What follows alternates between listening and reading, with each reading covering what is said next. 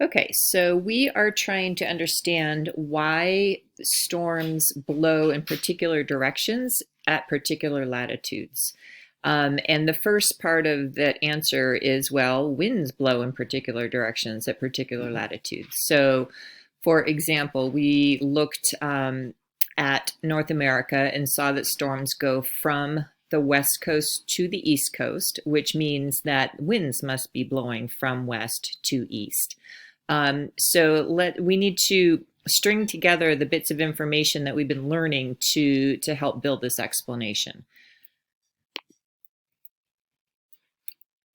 Okay, so why do winds blow in different directions at different latitudes? So we have learned that energy from the sun warms the ground through the process of radiation. The air right above the ground is warmed through conduction. So you have the warm ground touching the molecules and transferring the heat via conduction. And then that air that is warmed rises because of convection. So here is the new information. So let me see if I can draw a little picture. Okay, so we have energy from the sun. Oh, that's not going to work.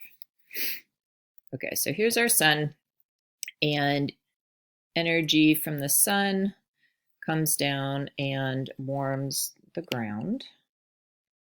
I don't have a good ground color. So here's our surface. And the surface gets warm, and conduction allows the surface to warm the molecules of air, and then they rise. So we've got rising air, rising warm air, I should say.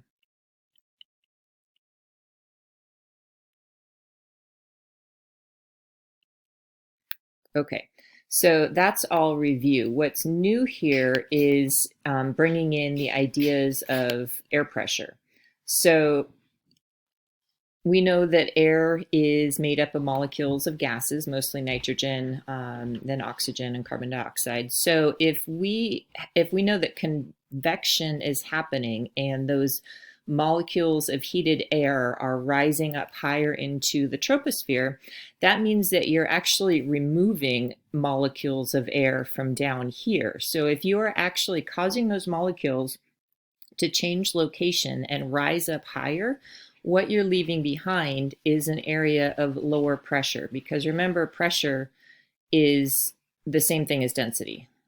So if we remove some of those molecules, we are lowering the density of the molecules in this area, which is creating lower pressure.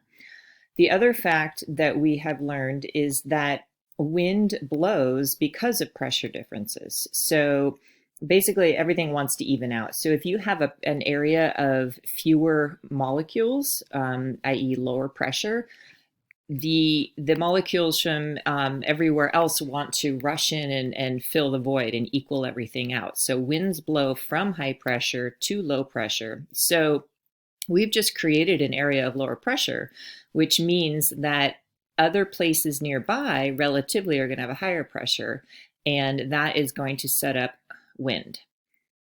So somewhere else pressure is higher. That means those molecules are going to blow in to try to equalize things. And depending on how much of this ground we've warmed up, we could have wind blowing in from either direction. Okay, so that links together the facts that we've already learned and brings in air pressure. So we know that heating up areas of ground is going to set up wind conditions. So now let's take a look at some data about heating. So thinking back to the seasons unit, we spent a lot of time understanding that more direct sunlight is hotter. So in your packet, you have this map to add information about temperature in. So we're going to connect this to latitude. So what latitudes are warmer, what latitudes are cooler, and then remember, what we've already learned about why. So go ahead and pause this slide while you fill in. I think it's page 2 of your packet.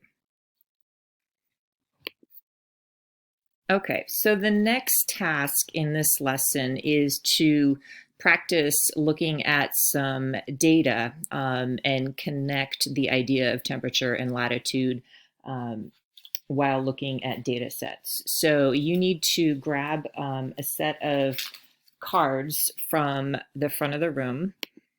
And the basic outline of the steps is you're going to have a set of cards that each show temperature data over,